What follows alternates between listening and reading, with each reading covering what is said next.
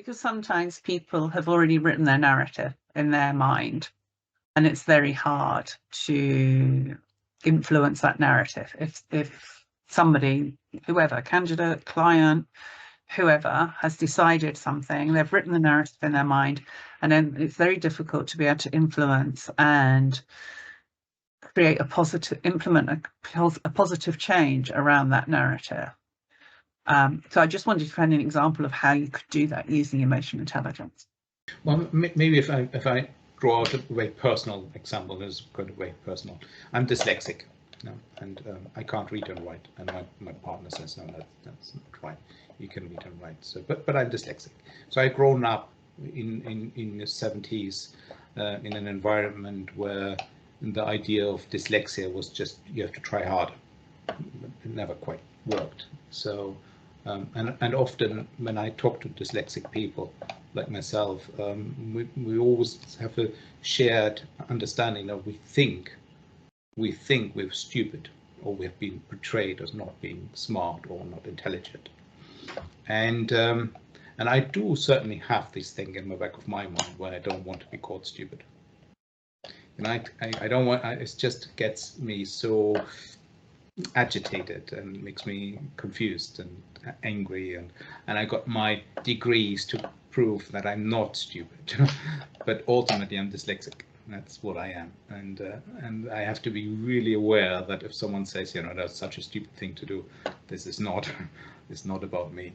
But it's very easy for me to take that on because it fits into my narrative of being told or being made feel of me feeling stupid because I couldn't read and write when I went to school. Need to find different ways of navigating my world. I've been on an assignment some months ago, and I've been introduced into the senior management team. And when I've got introduced, and then people ask, is there any questions I would have? And then I declared to them that I'm dyslexic, and that I asked them to let me know if I have written them something that doesn't make sense to them. And what I found is afterwards I got a few calls from other people within that meeting expressing their gratitude of my openness about it, because they said, me too, and I live in a corporate world, and I can't really tell them, listen, I'm dyslexic, I can't, if I send you something that doesn't make sense, let me know, because I can't see it, I can't see what I've written, I can only hear something else.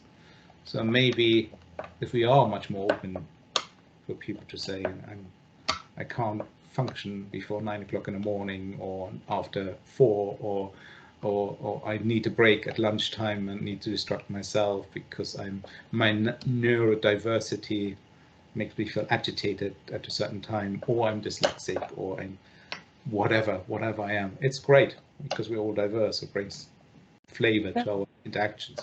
Being able to showcase who you are and being able to bring your authentic self to something, to a meeting or an organization or something, I think goes a long way. People really buy into people's authenticity. There's so many, just straight down the line people out there who all wear the same shiny suits and all, we're all organizations, we're all salespeople in some description, whether we're selling ourselves, whether we're selling our organization, candidates, whether they're selling themselves, clients, whether they're selling their organization. So to be able to create your authenticity is really important, to be able to be true to yourself. I know on the disclosure forms that you can put that, are you neurodivergent? Are you this? Are you that? A lot of people feel that it really hinders them if they tick yes in those boxes.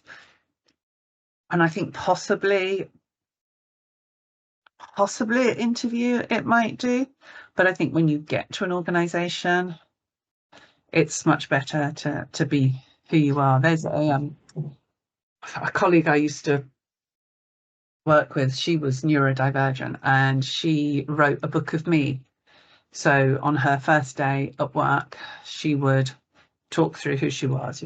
My name is, I'm this height, I wear glasses, I'm neurodivergent, this is why I'm talking to you, I like to do this, I may not focus, I don't like the screen on.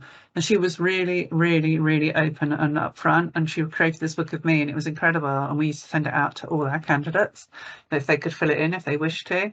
But I think people are people first.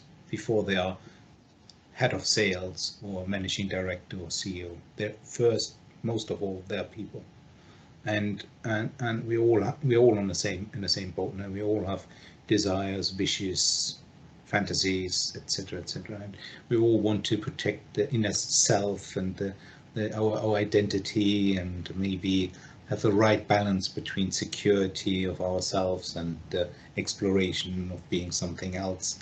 Everyone is a kind of in the same on the same platform.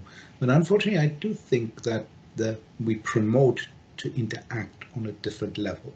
So we promote as a candidate of being a past operations director, promoting themselves to a managing director, or more senior or junior, it doesn't really matter. And we hide behind these kind of, not hide, but we try to sell ourselves to these kind of images of roles, responsibilities, instead of connecting on a more human level. Yeah, I mean, I think that 98% of candidates present themselves on who they are. So if they are applying for a role as operations director of whatever organisation, then 98% of those candidates can do that role. Very few people want to put themselves in a position where they get to day one and they're like, oh my God, what are they doing here? So 98% of people. But I think it's down to the recruiter, the TA team, whoever, to try and work out who that person is inside. Not John Smith, operations director, not Jane Reynolds, operations manager, but who are John and Jane? Why would they fit in that organisation? Yes, they tick all the boxes and they can do the job. Yes, we all know they can do the job, blah, blah. But who are they and why will they fit in that organisation? Because every organisation is different. A lot of organisations sell the dream that, they're non-structural, they're non-hierarchical, they're non-corporate. No company out there that's got more than 7 people is non-corporate, because you can't work in an organisation unless you become corporate. But it's how corporate is corporate. It's just, what does corporate mean to you? Does corporate mean you have to go to work in a suit? Does corporate mean you can sit in your gym clothes all day? Does corporate mean you can have your kids come on Teams calls?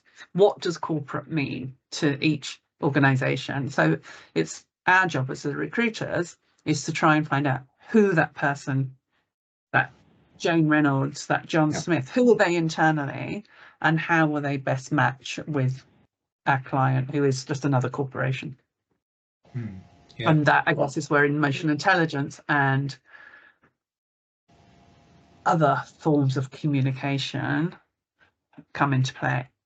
And personally, from my perspective, I enjoy it. So I find it enjoyable to I think I don't understand why people are so obsessed with podcasts.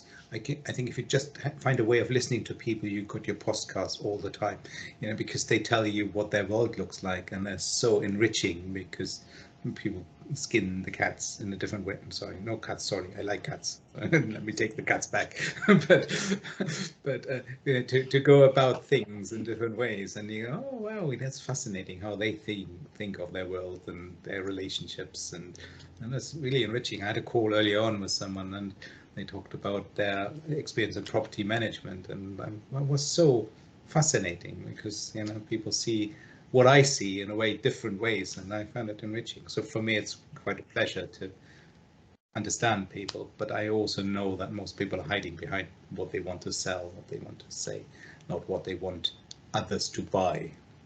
If that's maybe an analogy of, because I think we would have a better, easier life if we can be able to buy each other instead of selling.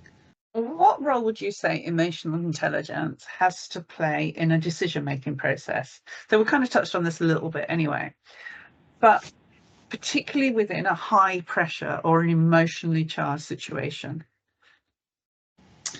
I'm sorry, I'm really against the grain here, because people tell me all the time you have to measure and manage and all this stuff. You have analysis and you have tools to assess. But I think our emotional decision making if 80-20 rule sticks, I would put 80% to emotional and 20% to justify the emotions because I have seen senior managers in organizations saying it doesn't feel right, and then ask the finance director to look for the answer. So I have seen in the recruitment process people dismissing people who didn't feel right, and then they found some kind of inconsistency in their job history, and then it pinned it on that. So I think the interesting bit for me is how unaware we are of our emotional decision or emotional influences we have, the intuitions. That's I think the interesting bit, because people say no, I know what I'm doing actually, and I know how I'm doing it because I got a report here and it tells me XYZ isn't right. But how do they get to XYZ? Why did they check XYZ? Something didn't feel right. Something is not quite right. And I guess the more emotionally driven or aware people, in their language they might say, well, it doesn't feel right. Maybe the less emotionally aware people would say it doesn't add up, or they might have a different language of expressing the same, but I think it's always emotionally driven.